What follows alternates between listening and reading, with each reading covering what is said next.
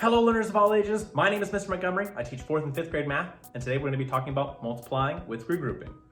Now, when it comes to multiplication, last chapter in chapter 4 we've taken a look at the beginning stages of multiplication, and to get ourselves familiarized with multiplication, something that will help 4th graders as well as 5th graders and beyond with their multiplication skills is to practice those multiplication skills. It could be with flashcards, it could be with 99math.com or any other math curriculum online that can help with multiply. But practice, practice, practice. It makes it so much more simple and so much more efficient when you do. Now, when it comes to multiplication, we've kind of had a little bit of touch on this, but whenever you multiply the traditional way is what I usually call this, that's when we align the numbers vertically, kind of like what we do with addition and subtraction instead of having it horizontal. Now, I have 25 times 6, or as it can be read, 6 groups of 25. Now, when I multiply, I'm going to be taking my bottom number and multiply it by all the digits on the top. So I'm going to be going in this pattern. So if I have a number block here, and a number block here, and one number block here, and I'm multiplying this, I'm going to go up first to this ones place, so ones place times ones place, and then ones place times tens place. If you would have more numbers on this side, you would continue that pattern of multiplying straight up and down first, and slowly working your way to the left. So back to here, we have 6 times 5. Well, 6 times 5 is 30. So I'm going to put my 0 here, and I'm going to be carrying my 3 up here, similar to how we do with addition when we regroup. Now, I'm going to do my second step by going diagonal. 6 times 2. Well, 6 times 2 is 12, but I have to add the 3 that I carried.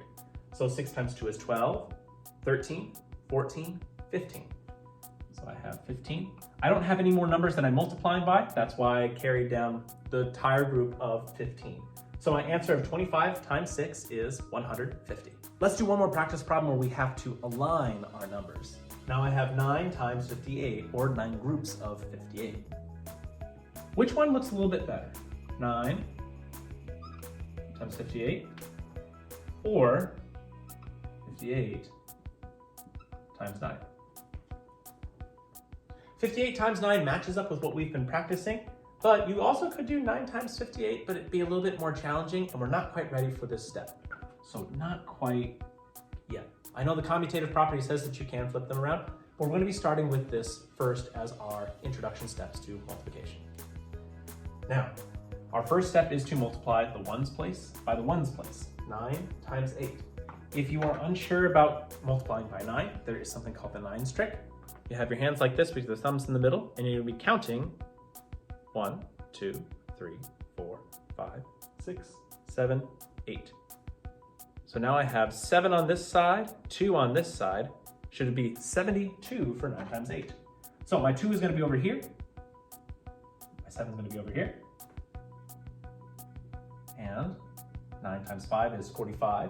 You're going to be counting up from 45 plus 7, 46, 47, 48, 49, 50, 51, 52. So my 2 is here. I can't carry it over here, so I'm going to bring it down. 58 times 9 should be 522. All right, my 4th grade friends, if we're going to be taking a look at our practice problems on page 63, we're going to be doing practice problems number 6, 7, and 8. The directions for all 3 problems is multiply. Make sure that you take the bottom number and multiply it by the top of every single digit, starting from the ones place, moving to the tens place, and so on. If you have any questions about the steps or anything that is on your practice problems, please let me know when you bring this to class tomorrow.